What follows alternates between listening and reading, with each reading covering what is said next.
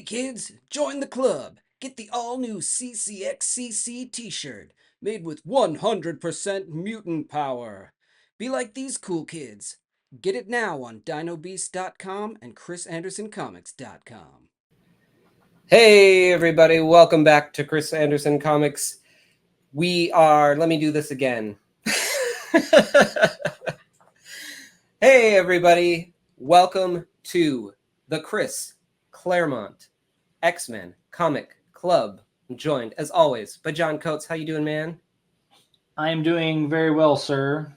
Today we're looking at X-Men issue 110. It's kind of a fill-in issue, right? Yes, it is. We looked at a fill-in issue earlier, issue 106 by the late, great Bob Brown. Right. And now we get another fill-in issue here. Although this one, well, we'll talk about the fill-in bits as we go. But issue 110, it's a Cockrum cover again. They're still pulling in the classic Cockrum. But I want to get your thoughts on it, though. It looks a little bit off, and because it's inked by Austin, which is usually not his normal, one of his normal inkers. No, it's not one of his normal inkers. So some of this stuff, like the Banshee face, kind of looks just a little bit weird. Yeah, it does. I don't know, and I think it's the WARHAWK design, but man, he looks so much like Colossus that it's very confusing when you're looking at that. Yeah, we'll show off all the examples. The design of WARHAWK is a real miss. Yeah, it sure is. Especially on the cover when it's cropped and it just looks, you can't see like his outfit or anything, and it's Yeah, it's like oh, it's evil Colossus, I guess. Yeah, right. But my name is WARHAWK Mutants. I'm gonna slay you with your own danger room. Yes. Oh, and this is kind of a nice little trope that's gonna come up again and again. Is sort of the danger room becoming a weapon against the X-Men. Yes. Sort of a classic thing. So great little opening page here, Claremont, and our guest artist here is Tony DeZuniga. That's right. The first of the artists to come over from the Philippines before what they later would call the Filipino invasion, when you get artists like Alex Nino and guys like that. But yeah, this is most of his work was done for DC, so this is interesting to see him kind of do some stuff for Marvel over here. Yeah, and like I mostly have known his work from either doing ink jobs or some art in like Savage Sword of Conan, stories, stuff like that. And one of his big DC contributions was co-creating Jonah Hex. Right. Yep, and Black Orchid, I think, too, right? Yeah. So, like, if you look him up on Wikipedia and look at his bibliography, it is long. Yeah. He's got an interesting tale, that's for sure. And it says here, thanks to Dave Cockrum for an art assist. So I wonder if he was doing some layouts or something. I don't know. I can't really tell. Yeah, you don't see much that looks like Cockrum in it. Right. I mean, this page actually kind of does in some spots, but yeah, a little bit like sort of the Cyclops, like in that angle.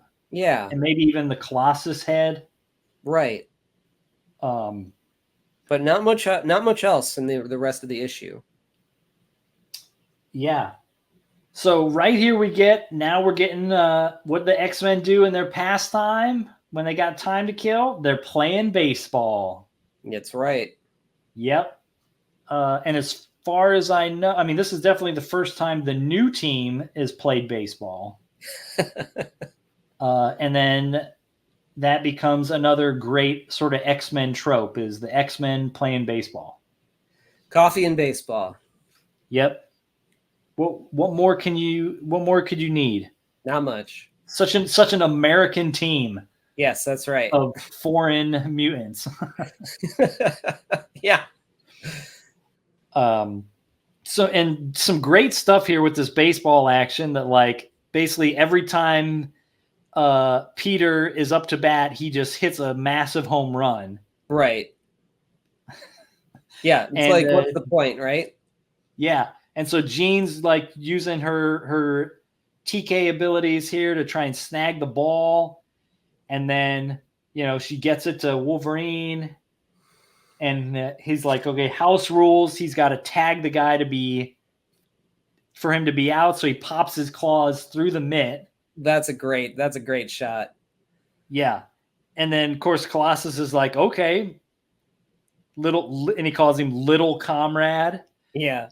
And so he changes the metal to, like, beat the claws and get past him and gets home.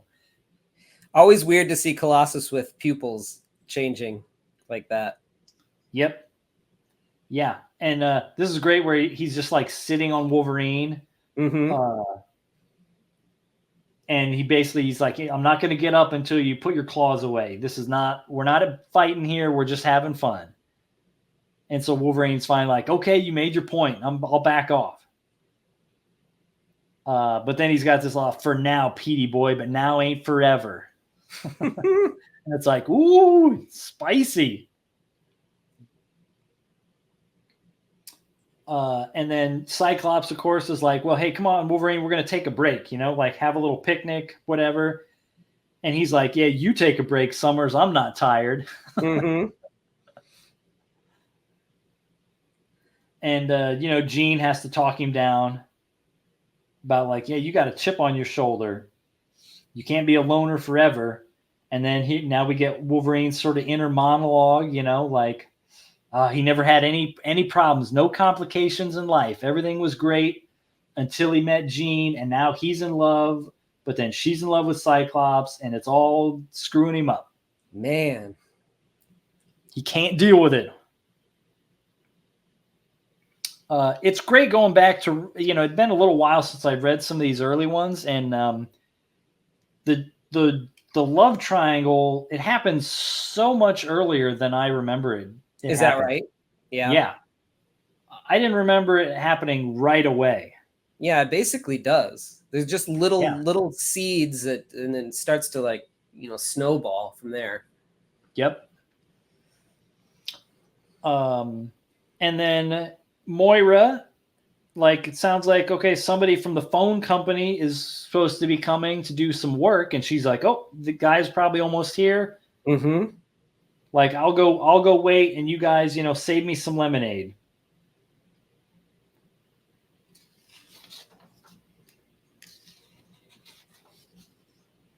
And so here we go. Our phone company guy shows up in this weird van, and like, he startles her because it says, like, oh, maybe there's something wrong with his face. And she's thinking, oh, it's like maybe he had plastic surgery, the poor man. Right. Yeah, like, I shouldn't have reacted like that. I'm terrible for thinking that of him, Which is very interesting because of the way he actually looks when we actually get a look at him. Yeah. And so then, but he pulls a gun on her. And she's like, oh my God. And puff, puff, shoots her with a little, sleeping dart or whatever. Mm-hmm. Yeah, it's just like a tranquilizer dart. Yeah, knocks her unconscious. And right away, even though, like, you can't see him yet, if you've been reading X-Men, like, you already think, like, boy, that guy looks a little bit like Colossus. Yeah. Right? Mm-hmm. And so he's like, okay.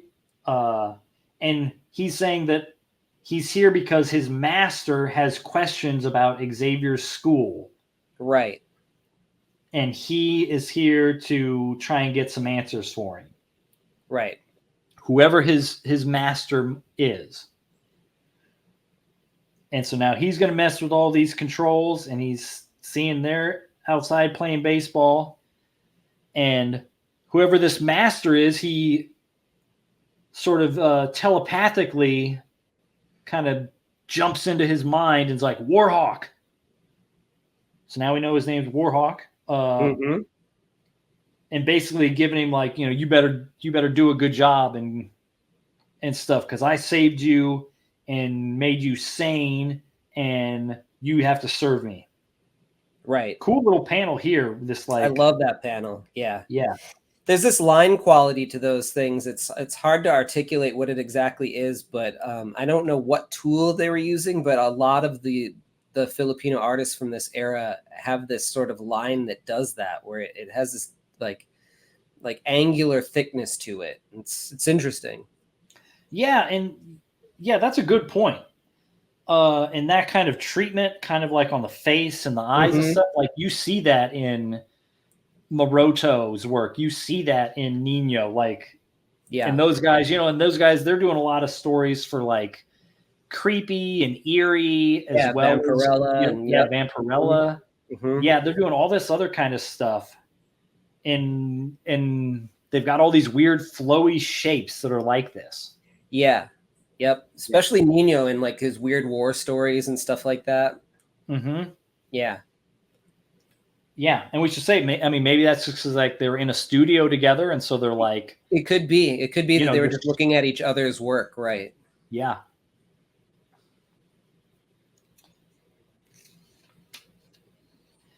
Oh, and he mentions there at the bottom about how he's like, I understand, curse your nameless, faceless soul, but someday I'll be free of you. And then, master, you'll pay for this, I swear. So it's like the master can talk to him in his head, but can't hear what he's saying audibly, apparently.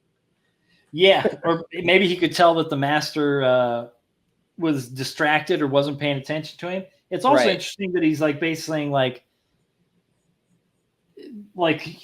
the master is nameless and faceless, like he doesn't even know who he is. Right. So it's like, it's like he's, he could just be schizophrenic. Who knows? Yeah. But I guess it also, because since this was a little bit of a fill-in issue, the master could be anybody. So you could refer to it as anyone you want later on in X-Men. That's right. And connect WARHAWK to that villain. Absolutely. So that's kind of a smart little device there. And everybody's coming back in.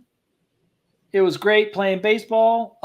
And Jean is saying she's going to head back to her apartment in Greenwich Village, her super swank apartment. And and everybody else is like, okay, we're going to chill. And Cyclops is like, no, we're not going to chill. It's danger room time. Everyone's like, a workout. We just got done playing baseball. Is that supposed to be that thing that looks like Jean is vomiting from her neck? Is that supposed to be her pushing Xavier? Because you see then in another thing where she's like lifting him up the stairs, but he also is on a ramp. So I'm like, Yeah, right. Like push yourself, bro. Yeah. Your arms aren't paralyzed. Yeah, it is. It's like it's a weird, interesting treatment of like her telekinetic powers. Like it's like really kind of like unusual. I also kind of like it because it's just so weird, where it just looks like a waterfall of energy just coming off her face. Yeah, like I'd be up for a character if they did that just all the time. Yeah, it's like a weird beard. Yeah. And and then they're having, Jean and the professor kind of having a little conversation and stuff. And then Jean's, thinking a lot about her Phoenix power and And here she kind of thinks this one little thing: power corrupts, and absolute power corrupts absolutely. Mm-hmm. So, that's a good little maybe foreshadowing, we'll say. I'm lost inside and no one can help me find my way. Yeah. So it's another interesting thing. As soon as she becomes the Phoenix, she has problems with it. Yeah. The idea that she died and then resurrected herself. And she's just constantly, from then on, trying to figure out who she is, how she deals with the power. She doesn't think anybody can help her. It's really interesting that she doesn't get comfortable with it. Yeah. Yeah. And then all of a sudden, Colossus appears again. I mean, WARHAWK appeared. Yeah. It's like, Xavier, what? And Fut takes them both out. But his little nerve gas thing, it doesn't completely take Jean out with one dart. And he's like, incredible. One dart would have decked a bull elephant. Another shot will probably kill you, but that's your problem, not mine. And he shoots her again. Cold-blooded. Cold-blooded. And the team are in the danger room, and before they can get started, Cyclops gets sort of a mental alert from Jean that she's in pain and that stuff's going bad. Yep. And he's like, upstairs on the double, Jean and the professor have been attacked. And here's where the danger room slams shut. Colossus tries to knock the door open, and it rebounds and hits him. And they're like, and Wolverine's like, what the flaming? Yeah. I love that. Yeah. And Banshee lets us know that energy backlash hit Colossus at near killing strength. Man. That's impossible. And Cyclops is like, unless the safety interlocks were sabotaged. So now we know they're in trouble. Yes. Someone is controlling the danger room. Yep. And so now we just get this, we get a whole big scene where now the X-Men are just trying to stay alive in the danger room, fighting laser beams, stuff shooting out of the walls, metal nets. Yeah. Coming to get them. Some cool shots here, some cool illustrations. Yeah, a lot of, with it being a different artist for this issue, you get some different angles, different kind of art than all of a sudden we've seen and we're going to see for a while. Yeah. We get a fastball special and Wolverine calls for it. Fastball special again. Their classic move. Classic move. Cutting the nets. Wolverine saves Cyclops' life here, where he almost gets cut by these blades. Yeah. Coming out of the wall. Reminiscent of the things that Archangel will eventually shoot out off of the wings. Yeah, and even Wolverine calls them razor wings. Mm-hmm. Mm-hmm. So who knows? Maybe already he's getting the wheels turning. Yeah, maybe Claremont was thinking dang, that would be so cool. Mm-hmm. And so years later, he can tell his friend Louise Simonson, hey, maybe that dude would be cooler if you gave him these razor wings. Yeah. And Cyclops is like, that's what I owe you. I like this image of Cyclops here. He's trying to hit these buttons or whatever. And he's contorted in this weird. It's it's almost like some sort of foreshortening, but it's warped enough where it's just feels off. He's ape-like there, but I like it. It's comics. Yeah. And here's more of them. They're trying to get out. They can't do it. And finally, he basically is like, Nightcrawler, I need you to teleport Wolverine outside with you as backup, and then you're going to try and get us out. Yep. And Nightcrawler mentions here and reminds us that this is only the second time he's attempted to teleport another person. Mm-hmm. Which is kind of a thing that, comes up, will come up later and, again and again, is like, how much strain can he put on his body teleporting other people or objects or stuff? Yeah. He makes it, but of course the whole process knocks Wolverine out and knocks him out. Mm-hmm. So it's like, well, that's not very good. I love that drawing of Nightcrawler in the middle panel there as he's about to go out. He just looks like beefier than usual, Yeah. And I like where, I like when characters like, okay, they've got superpowers, but like they have to have a limit to those powers. Like there's got to be, you got to build in some kind of limits to make things interesting, Yep.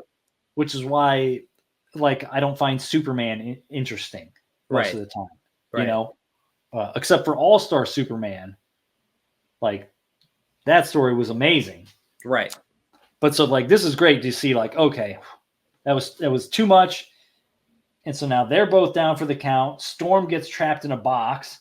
Yep. Got the claustrophobia again coming on, but yeah, but she's kind of managing it though here. She's starting to manage it. She's like character growth here. Yep, like I'm not a frightened child anymore.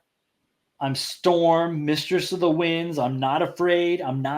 Like she's like at least keeping it at bay. Yep. And then you got this spot here where Banshee is like, we got to get her out of here. She's a claustrophobe, he says.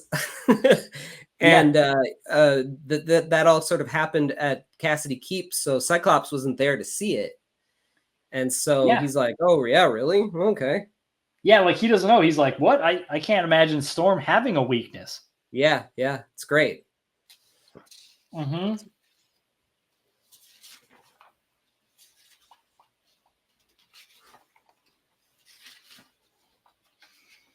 And I guess we could mention this note right here.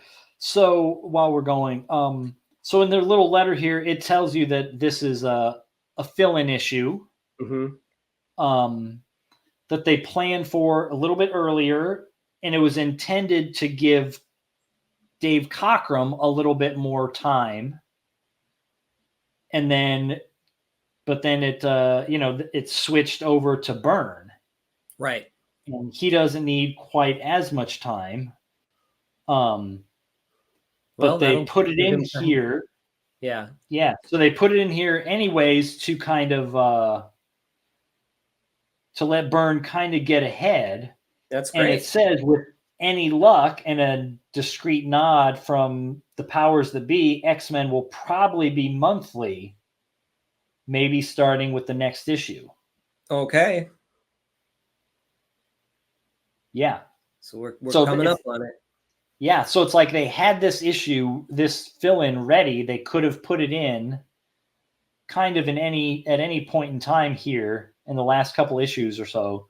And they decided like, well, now's the time and we'll build that lead a little bit more. And then maybe we can go monthly. Yes. Yep. And they're still fighting. They can't get out of the danger room. And a giant robot comes out. It sprays all this like glue all over Colossus. Yeah. And then Wolverine's just like, basically, I'm just going to scrag the whole shebang, he says. Yep. Awesome. As a way to just like to get it to turn off.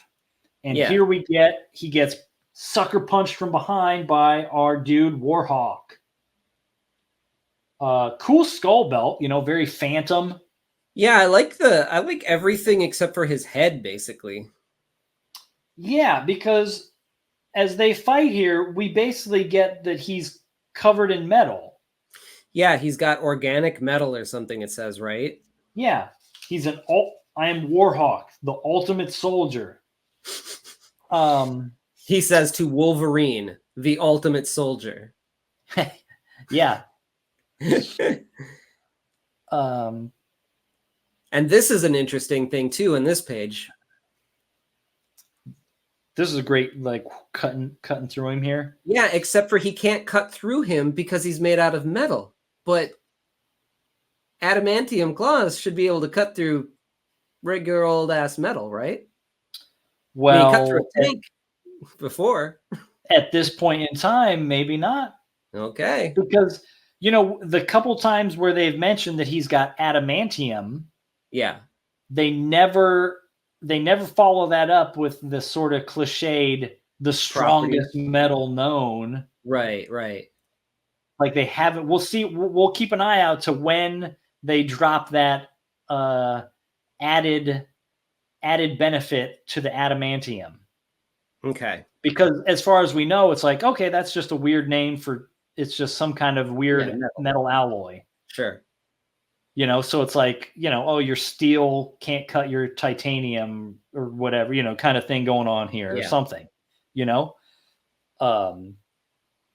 Which would lead you to believe like, okay, yeah, well, if he tried to cut Colossus right now, like he couldn't cut Colossus. Right. You know? Exactly. That's what it's what it's leading you to believe. Yeah. So yeah, the WARHAWK got like, yeah, and I agree. Like the costume is cool. Like it's cool. That's like this hired super mercenary. Just why make him a Colossus clone underneath like the rest of it, like his clothes and stuff? Yeah, I don't know. Yeah, like he could have just had some kind of like vibranium body armor or something and just like looked like a normal person even. Right. Yeah. You know, give him a cool scar, like something. Give him at least just different hair. Yeah. Make him blonde, you know. Give him a ponytail, give him a beard. I don't know, do anything to make him look different. Right. Yeah. Yep. And yeah. But he does say, as Wolverine's fighting him, that he thinks his fighting style is a bit like Iron Fist, who he fought a few weeks before with a little Iron Fist number 15. Ah.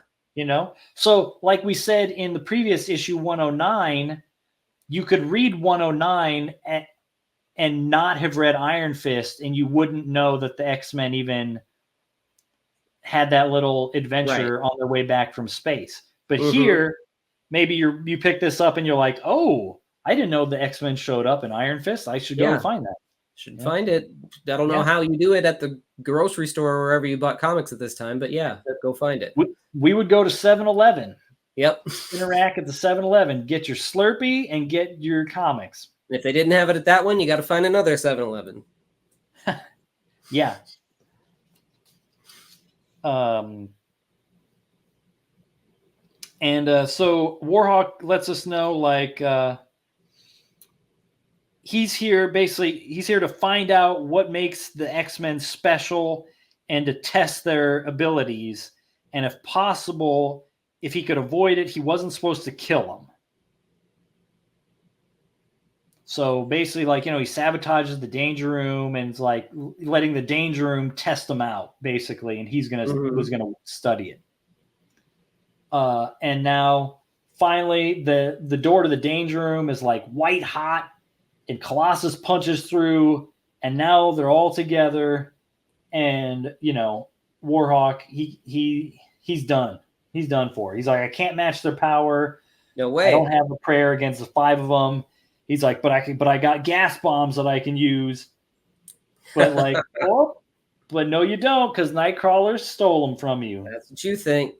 Yep. Yeah, looking for this Air Krieg Habish. How's your German there, Chris? My German is, I could say like rude words and that's it. So not whatever Nightcrawler is saying. I don't think that's filthy enough for me to know. Dang. And so Nightcrawler slugs him, and then Colossus finishes him off. Yeah, I'm surprised he didn't break his 2 fingers. Yeah, like Like if you're a Because regular John's person, like, you're yeah, not the supposed to hardest punch steel. people in the face, you know, Yeah. because it'll mess it, because that's like the hardest bone. And like he's just like punching a steel face. Yeah. Yeah. And so now they get in civilian clothes so they don't tip off the authorities that they're superheroes living at the mansion, and they call the police basically. And yeah, this detective Delaney shows up to capture this guy, and he had a federal sort of warrant out for him. WARHAWK did. So he's a known villain to the feds.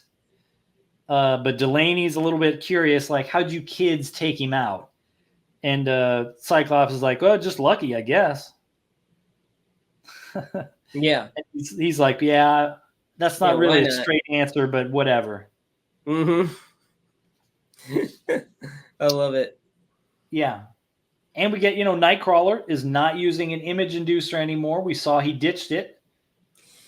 Yeah, that's one way to blend in. Yep. Yep. Do you think this kid's just wearing a mask or something, the cop? I don't know. He's just kind of like, okay, whatever. Yeah, he's living his truth. Yeah. This blue dude. And then at the end here, Jean, she is basically like, she doesn't like that she calls him a second-rate Colossus, took her out easily.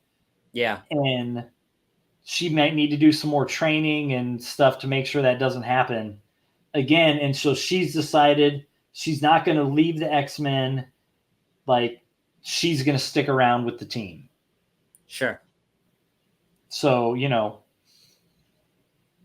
that's good. And then, of course, Scott is worried about her, like always, thinking, well, she sounds scared in her voice, so something's going on. And then they don't really, none of them have any idea where WARHAWK came from or who's behind it or anything. And, Wolverine is angry that someone wants to take him out. He's like, we ain't pushovers, Prof. Pops his claws. And sort of that's how it ends. It's funny. It says next issue, Mind Games. And in the previous, so there's no classic X-Men issue to go along with this one because it was a fill-in, right? But the previous classic X-Men issue says at the end, next issue, Mind Games. Yeah. Which is kind of funny. It's funny that they just pushed it to the next one. Yeah, that is good. Because they are referencing, X-Men 111, but hang on. That is not the next issue that we are going to read. The next issue we're reading is actually Marvel Team Up issue 69. And Spider-Man and Havoc. Yeah. Awesome. And then we go to X-Men 111, and you'll find out why we take this little side jaunt next week. So grab your 35 cents again and go find Marvel Team Up featuring Spider-Man and Havoc issue 69. Yeah. And any final thoughts on 110, Chris? I mean, I like these little fill-in issues, these little one and dones with a different artist. It's a different take, on the characters, from what you've seen. Because, we're used to it now. An artist doesn't stay on an issue for more than like 3-4 issues today. So, heck, titles don't stick around for that long. So, when you do have a long run, it is kind of refreshing to see somebody else do a take on it. But yeah, I know that we're gonna have the team up or the break from the regular run next issue, and then we've got like a long run with Byrne, I think, after that, right? Yeah, and Byrne is the artist on the Marvel Team Up as well. Oh, so we've got a long run of Byrne starting now. So we're gonna have a long run now, basically of Claremont and Byrne together. Cool. I'm good with that. So yeah, looking forward to it. But it was really cool to see this in this issue 110. Yeah, it's as a fill-in, it like fits what's going on a little bit tighter than issue 106 when they slipped that one in. You know, it's like it's a little more seamless. Right. Very cool. Yeah. All right. Well, you know, however you need to find it, go out and find that issue for next week. And this is a really good little fill-in. And we will talk to you all next week. John, where can people find you on the internet? Oh, you can find me on the Instagrams at JD Coates, and on my comics are on dinobeast.com. Awesome. Stay tuned for the end of the episode for a speed drawing of the thumbnail. And you know where you can find all of my comics and original art, and joining the Patreon and all that good business. And until next time, stay excellent. Later, everybody.